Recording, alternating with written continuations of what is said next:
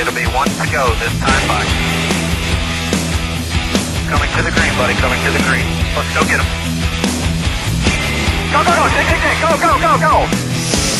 Get your motor running. Head out on the highway.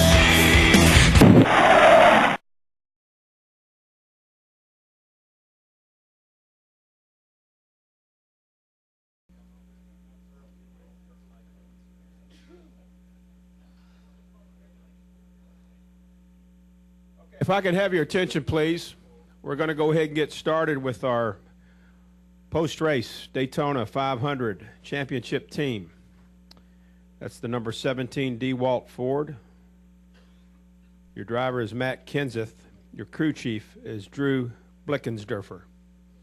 Your team owner is Jack Roush. We're pleased to be joined right now by Drew. And well, congratulations. And what are your thoughts and emotions on being the crew chief for the winning car in the 2009 Daytona 500? It hasn't sunk in yet. Thank you. It's pretty surreal to have the chance of being associated with a team like the 17. When I worked at Roush Fenway before on the Cup side, you kind of looked over at them as the model team in the series. They had just won the championship or were about to win the championship. So that was a team you wanted to be involved with. And then getting to work with Matt on the nationwide side, and then being able to come back to him and lead the team is pretty amazing. All right, we'll take questions for Drew. If you have one, raise your hand, state your name, affiliation. We'll start over here. Go ahead. Yeah, Dave Rodman with NASCAR.com. Drew, I mean, the way you finished the second half of the year last year with Carl, come out and win this race, I mean, what do you do for an encore from here? Or are you not even thinking about the success you've had the last half year? Honestly, I haven't thought about it. It's kind of, you get swept up into this windstorm of going to a different shop, even though I'm at Roush Fenway still, and doing the COT thing. It's kind of consumed me for since the season ended at Homestead. So I haven't thought about that too much. You know, I'm very fortunate, obviously, to be at Roush Fenway and have two drivers like Carl Edwards and then now Matt Kenseth. It's I know I'm blessed with that. So I'm thinking about that. But the success last year is kind of over with, especially since we only finished second in the points, and it's on to this year. Next question. We can get it over here to Dave, and then we'll get David Poole. Go ahead, Dave Coleman. Dave Coleman, Milwaukee Journal-Sentinel. Drew, you had that smile on your face yesterday afternoon, and you knew you had a pretty good piece, but did you at that point think, yeah, just maybe? You know, I really did. I think the two runs we made during practice yesterday, we probably put more. I know we put more laps on our car than anybody else. It was fast, and he made comments afterwards that it was as fast as certain cars that you are your benchmark when you're at plate racing. So I thought, if we end up in the right line at the right time and everything goes well, this car is capable of winning. I know he is. The pit crew is. So I really thought we had a chance. If you would have seen me the previous 10 days, it wouldn't have been that smile. It was a rough week and a half leading up to yesterday when we got this backup car out and got to put laps on it. Go ahead, David. David Poole, Charlotte Observer. Drew, have you given any consideration to retiring undefeated? That's what I told him out there. I said it can only go downhill from here. You know, I was fortunate enough when I went with Carl last year. We won our first race at Milwaukee, first race out, and I knew the next week at New Hampshire it was just going to be downhill. So I'm thinking if we don't win practice, the first practice at California, it's a failure. But seriously, it's I think Matt and I have similar personalities where you're a perfectionist, and I thought yesterday our car was good, but not great. You know, always could get better. I thought today our car was good, but not great. So I am looking forward to California, actually, now that you say that. Okay, let's go upstairs for a question. Who has a question upstairs? Any questions? No questions right now. Okay, we'll come back down here. Go ahead, Dave, and then we'll go down to David. Go ahead. Drew, is you got rain coming, you got cautions, you're in second, whatever. Your guys tends to be pretty even keeled, but did you have to calm him down? How did he react? And what did you have to say to him? You know, I think he realized he got a little excited himself. He as soon as we took the lead, from nowhere I heard a Matt Kenseth kind of scream that said "rain, rain, rain, rain," and that's very uncharacteristic of him.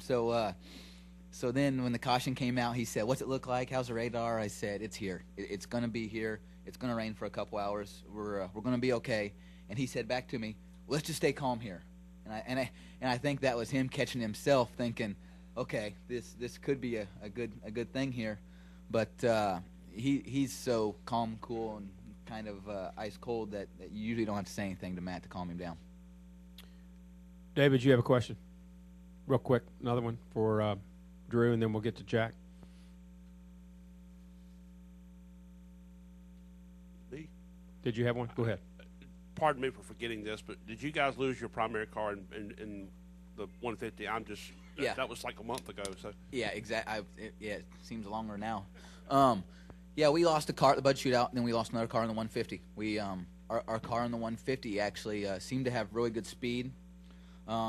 Might have been a blessing in disguise. Didn't seem to handle too good in the 150s or in practice before that. But yes, we did. We lost a car Thursday. We'll also be pleased to be joined by car owner Jack Roush. And Jack, congratulations on winning the Daytona 500. Your thoughts? Thank you. Well, I'm just pleased to be here with Chip Bowen and with Drew. I don't know if Drew deserves this. I had to wait over 20 years, Drew, just so you know. And this is Drew's first race as a crew chief, as you probably have celebrated with him. But there's Chris Andrews gave us a great engineering package behind the cars. Robbie Reiser, of course, managed everything in the shop and managed Drew and sometimes managed me, to my dismay. And so there's a lot of good people that form the organization that help make this possible. But, of course, Matt is at the center of it. Matt Kenseth is as good at this business as anybody has been, and on days when he can't do what he needs to, it's because I haven't given him the tools. And last year I let him down by not being able to do for him what I needed to. And, oh, there he is.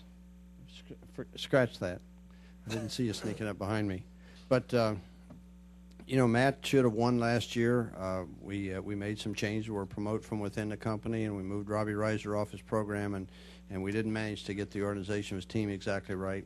And you only have to be off a little bit in this business. If you're just off just a hair, you just can't quite get it done. And that was a year we had with Matt last year. Matt did everything he needed to do, but we just didn't quite get right for him. But over the winter, Drew came on board, and Chip stepped into a role of being the senior engineer for not only this team but for the entire group. And as far as team engineers are concerned, and boy, they got the magic back. They had the speed in the car, had depth in the organization. I'm not sure, Drew, was this actually one of the cars that we sent back to the shop that got freshened, or this a different car altogether? We sent one of the cars that had some damage, and I thought we might see it again. But I've got to count. I need to count my fingers after I shake hands with these guys after a meeting, because generally there's an extra car, some extra piece of hardware attached to one of them that I wind up losing track of. But anyway, we had a lot of depth. We had great cars. We had the Ford Fusion did a super job, and Matt deserved to win. It's as I said, it was my fault that he didn't win last year, but he's going to win a lot this year, and championship, I hope. Matt Kenseth, driver of the number 17 DeWalt Ford. Congratulations. How's it feel to win the Daytona 500?